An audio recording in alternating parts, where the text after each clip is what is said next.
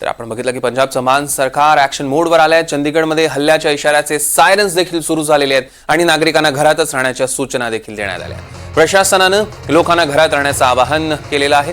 तिकडे पंजाबच्या भटिंड्यामध्ये ड्रोनचा तुकडा देखील आढळून आलेला आहे।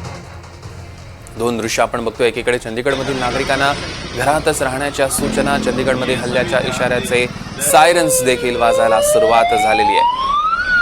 रामराजे शिंदे आपले प्रतिनिधी आपल्या सोबत जोडले गेले, त्यांच्याकडून अधिकचे अपडेट्स आपण घेणार आहोत। रामराजे, बिलकुल पाकिस्तानसाठी बॉर्डर जी आहे ती पंजाब आहे आणि म्हणूनच पंजाबच्या बाजूने सुद्धा हल्ले सुरू करण्यात आले होते। काल रात्री सुद्धा हल्ले करण्याचा प्रयत्न केला होता, परंतु भारताने हे संपूर्ण हल्ले निकामी केलेले आहेत आणि आज जे आहेत आज तिथे ब्लॅकआउट असणार आहे आणि आज पॉवर कट सुद्धा चंदीगडमध्ये केलं जाणार आहे आणि कोणत्या परिस्थितीमध्ये तिथे पाकिस्तानचे जे मनसुबे आहेत ते यशस्वी होऊ नये यासाठी फोर्सेस जे आहेत त्या तैनात करण्यात आलेल्या आहेत आणि त्याचबरोबर सीमावर्ती भागावर लक्ष ठेवून आहेत आज दिवसभर। यासाठीच दिल्लीमध्ये बैठकांचा सिलसिला सुरू झालेला होता।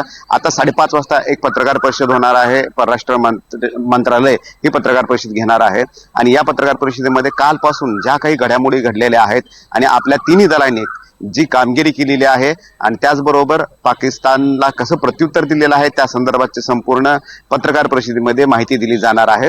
आणि दुसरीकडे सरकारी पातळीवर सुद्धा एकीकडे आरोग्याच्या संदर्भामध्ये मेडिसिन कमी पडू नये म्हणून याच्या संदर्भात जे पी नड्डा यांच्या बैठका होत आहेत, तर दुसरीकडे बँकिंग सेक्टरवर सायबर अटॅक होऊ नये यासाठी निर्मला सीतारामन सुद्धा बैठकी घेत आहेत। तर तिसरीकडे शिवराज सिंग चौहान हे देशामध्ये अन्नधान्याचा पुरवठा कमी पडू नये, तुटवडा होऊ नये यासाठी सुद्धा अन्नधान्याची जी साठवण जी आहे ती सुरू आहे। त्याच्यामुळे युद्धाचा परिणाम सामान्य जीवनावर होऊ नये, मग ते मेडिसिन असेल, अन्नधान्य असेल किंवा बँकिंग सेक्टर असेल, तर याची सुद्धा काळजी जी आहे ती केंद्र सरकार घेत आहे। निश्चितच रामराजे यावर लक्ष ठेवून असा त्याचे अपडेट्स आम्ही तुमच्याकडून घेणारच आहोत। तुर्तास धन्यवाद।